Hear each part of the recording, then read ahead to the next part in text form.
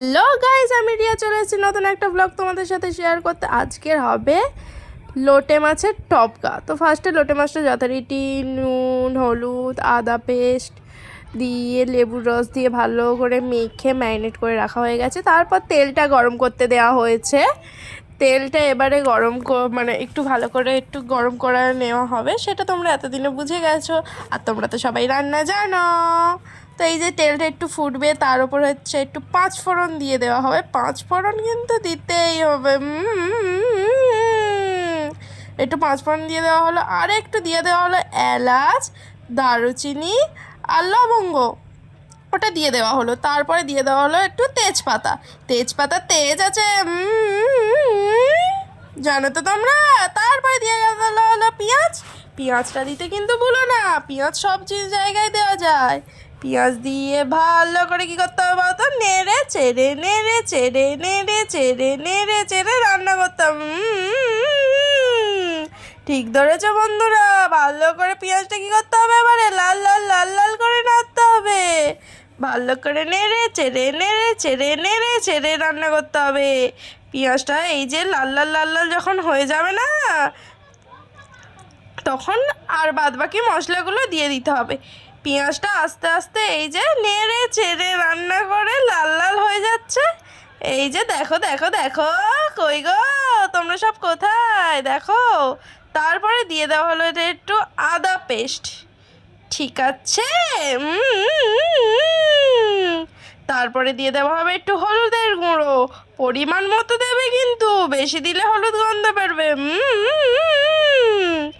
তারপরে ভালো করে কষে কষে নেড়ে চেড়ে কষে কষে নেড়ে চেড়ে রান্না করতে হবে। তার উপর দিয়ে দিতে হবে কাঁচা লঙ্কাগুলো, দেখো কি সুন্দর তাকিয়ে আছে। তারপরে দিয়ে দিতে হবে টমেটো। কি দিতে হবে, টমেটো।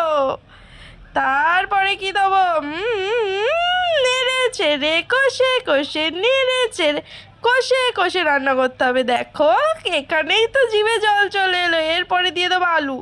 আলুগুলো যাতে ওর সাথে সিদ্ধ হয়ে যায়, নাহলে ভাতটা খাবে কি দিয়ে।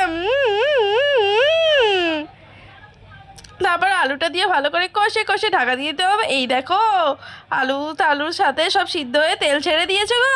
তারপরে এবার কি দেবো, একটু পরিমাণ মতো নুন। নুন না দিলে ভাতের সাথে খেলে তো ভালো লাগবে না, নুন তো দিতেই হবে, কিন্তু পরিমাণ মতো, বেশিও না কমও না।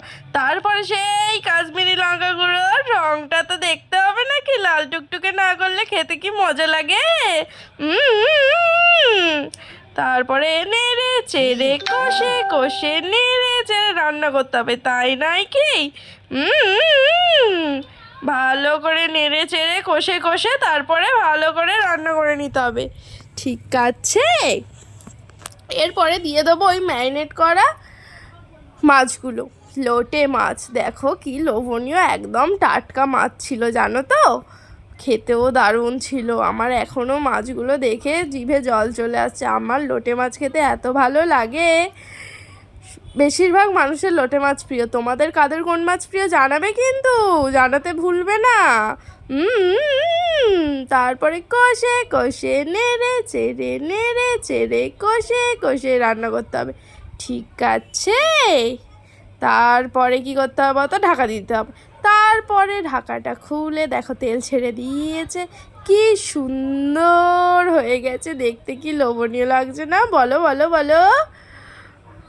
তারপরে আর কি বলো বন্ধুরা, ভালো লাগলে লাইক কমেন্ট সাবস্ক্রাইব করো। আর যারা এই লোটে মাছের টপকে খেতে ভালোবাসো আমাকে একটু কমেন্ট করে প্লিজ জানিও। ঠিক আছে, বাই বাই।